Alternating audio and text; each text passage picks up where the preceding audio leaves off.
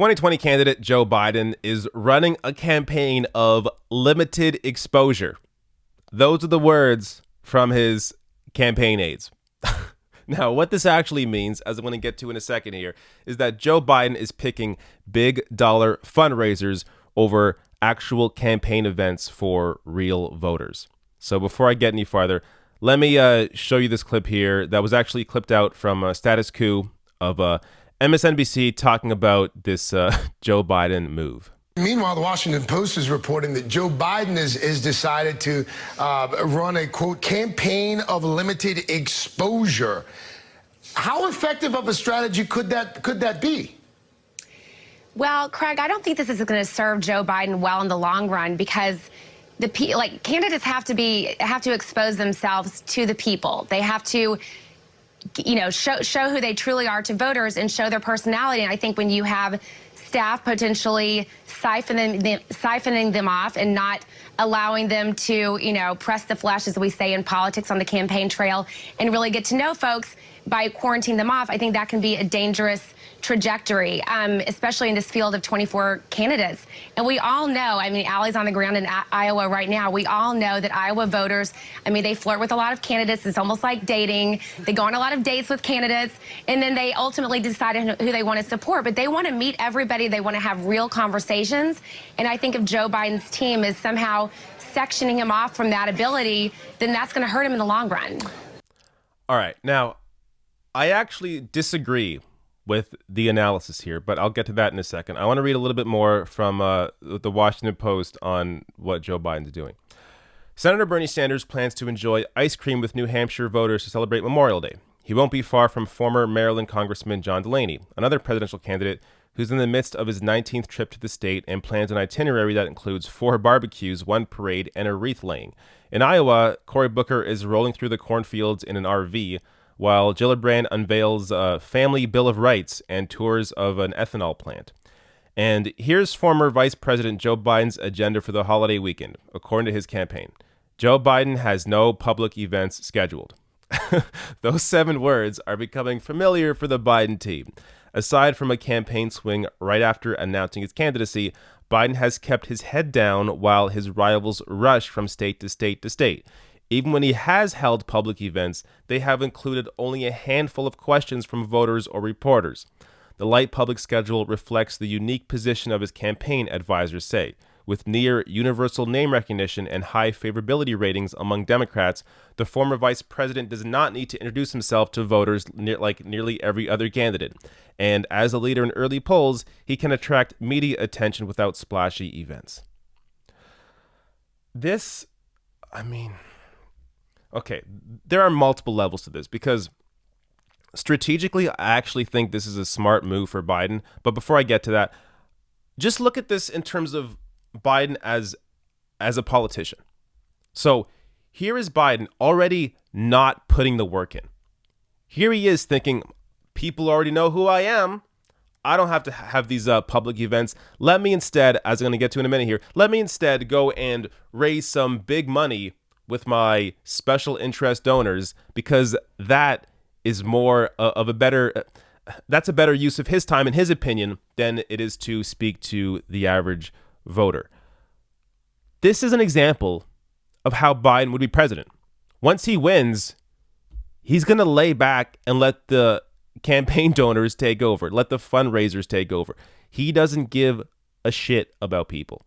All he cares about is winning.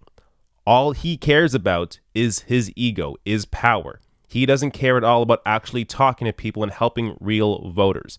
So in that sense, it shows you who Biden actually is.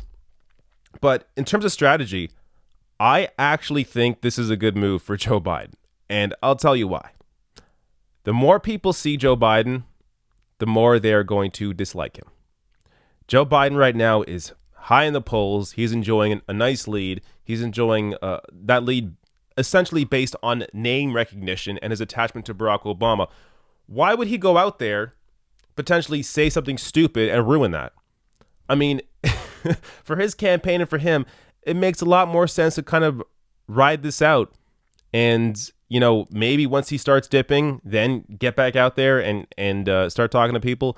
But in the meantime, enjoy the lead and hope that other candidates don't catch up, because he really at this point doesn't have to do anything else.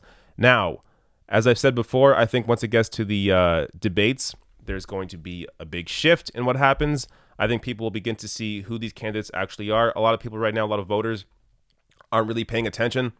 So once the debates start, more of them will begin to pay attention. And I think by September, October, there's going to be a shift in the polling. And I think we're going to see Bernie Sanders take over. And I think Bernie's going to win Iowa. I think he's going to win New Hampshire. And I think it's going to roll on from there. But look, these are just predictions based on nothing except for the fact that I think Bernie, I know looking at polling that Bernie has the same positions that the vast majority of Americans have, whether it's on Medicare for all. The vast majority of Americans want Medicare for all. Whether it's on raising taxes on the rich and multinational corporations, the majority of voters support that. Whether it's on climate change, whether it's on college. I mean, go down the list. On the vast majority of policy issues, Bernie is exactly where the majority of American people are. So I think it'll get down to a point where people will see that and they'll recognize that Joe Biden is Joe Biden. It doesn't really offer anything. And really, even apart from all the policy, just throw policy out the window for a second. Look at how these campaigns are run. Bernie gets his money only from individual donors, the majority of them under $200. Bernie is running on a campaign for the people. He has the biggest volunteer base. He has the most individual donors, the most individual donors also under $200. Bernie is a candidate for the people. Joe Biden, what's he doing with his time? He's going to fundraisers. So instead of going and having these campaign events, this is what Joe Biden is actually doing. After a short burst of activity in the early primary states, his schedule the past 2 weeks or so has mostly involved fundraisers, which, while publicly announced and attended by a pool reporter, are far different from open campaign events. Of course, this is what Joe Biden's doing. I have already multiple videos covering Joe Biden and his big fundraisers. Let me just run through several of these fundraisers after he announced. So in April, Joe Biden kicked off his campaign at the home of a Comcast executive, raising over $500,000. Then on May 4th, Biden raises more than $100,000 at South Carolina fundraiser. Then Joe Biden brings in massive cash haul at a Hollywood fundraiser that draws donors from across the country, and that was on May 8th, where he raised $700,000. And just in the past 24 hours, I saw these headlines. Joe Biden eyes San Francisco fundraising tour, setting up a Bay Area battleground for 2020 Democratic dollars. And that's with tickets starting at $500 each. There's also this headline. Joe Biden prepares for New York fundraising blitz with Governor Andrew Cuomo and short seller Jim Chanos, who is an investment manager, with tickets starting at $2,800 per person. And they'll be joined by several prominent New York real estate executives, including Bruce Mosler, chairman of Global Brokerage, and Cushman & Wakefield, Hal Fetner, CEO of Fetner Properties, and Kenneth Fisher, a co-managing partner at Fisher Brothers, the people added. Who do you think Joe Biden works for? Joe Biden works for his big donors. That's why he's spending all of his time hanging out at these fundraising events as opposed to actually having real campaign events with actual voters. Again, this is the perfect example of who Joe Biden would work for if he were to become president. It would not be about the people. It would be about the powerful people within his circle. Joe Biden is simply corrupt Joe. Now, one glimmer of hope, I hope, is that Joe Biden is the front runner by every measure except big crowds. So the former Veep is leading the Democratic field in all the important categories except one. Joe Biden, when he does have these campaign events, not many people are showing up, at least compared to the other candidates. It shows you that there is no excitement for Joe Biden. This is Hillary 2.0. If Joe Biden were to actually become the nominee, I don't know if he'd win. And it's because he would not be able to excite out voters out to go vote for him, much like Hillary Clinton was not able to excite people out to go vote for her. I mean, the mistake that these Democrats make over and over again is thinking that they can take or get over Republican voters, that they're going to come out. That's not going to happen. Republican voters in every presidential election come out in big numbers. You're not going to peel those people off. They come out in big numbers for their candidate. The only way to win is to excite the people that you have yet to excite in your party. You have to get people out to vote. You have to get non-voters. You have to get independents. You have to attract these people with big, bold ideas, with new messages, with something different.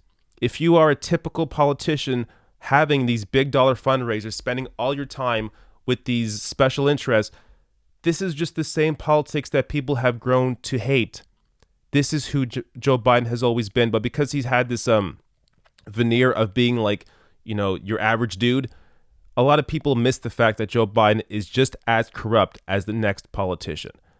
But my hope is, with politicians like Bernie Sanders and Elizabeth Warren, at least Warren in the primary, not taking any of this big money either, talking about how they are running their campaigns and how they are funded and how Joe Biden and other candidates are corrupted, my hope is people will wake up to this and realize that they actually need a new direction.